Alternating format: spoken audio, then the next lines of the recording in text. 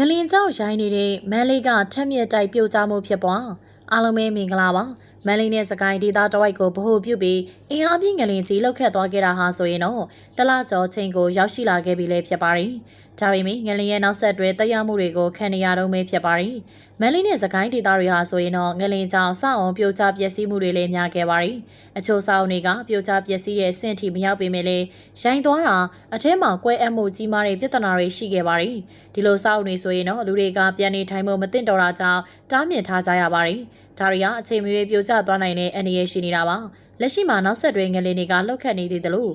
မိုးများတဲ့အခြေအနေတွေမှာလည်းရှိနေပါတယ်ဒီလိုအခြေအနေတွေကြောင့်ရိုင်းနေတဲ့စောက်အုံတွေကပြိုကျပျက်စီးသွားနိုင်ပါတယ်လက်ရှိမန်လေးမှာဆိုရင်လည်းငလင်ကြောင့်ရိုင်းနေခဲ့တဲ့အထက်မြင့်စောက်အုံတစ်ခုဟာမိုးများတာကြောင့်ပြိုကျပျက်စီးရတဲ့ဖြစ်ရပ်တွေဖြစ်သွားခဲ့ပါတယ်မန်လေးမြို့အမြေသားဆယ်မြို့နယ်15လမ်းနဲ့82လမ်းတောက်ကရှစ်ထက်တိုက်တစ်တိုင်းဟာမိုးများပြီးတဲ့နောက်မှာအောက်ဆုံးကမြင်းကြီးတဲ့နဲ့ပထမတတို့အောက်ကိုပြိုကျသွားခဲ့တာဖြစ်တယ်လို့သိရပါတယ်အိတ်တိုက်ဆိုင်နေကြတဲ့ကတိုက်ပေါ်မှာနေထိုင်တဲ့သူတွေနဲ့တိုက်ပေပဲချမ်းကကက်လက်ရဲ့အိမ်မှာနေထိုင်သူတွေဟာအန္တရာယ်ကြောင့်နေရာပြောင်းရွှေ့နေကြလို့ထိခိုက်သူတော့မရှိခဲ့ပါဘူးတထက်ထိပ်ပြိုတွေဆိုပေမဲ့သူ့လေးချိန်လဲပါတော့မြေကြီးတောင်မှတုံသွားပါတယ်ဒါကိုငလင်ထက်လုပ်ပါတယ်ဆိုပြီးအိမ်ထဲကနေထွက်ပြေးကြရသေးတယ်အခုအဲ့တိုက်ကညာဘက်ကိုစောင်းသွားလို့ညာဘက်အိမ်ကလူတွေလည်းရွှေ့ကြရတော့မေလို့ဒေသခံတို့ကပြောပါတယ်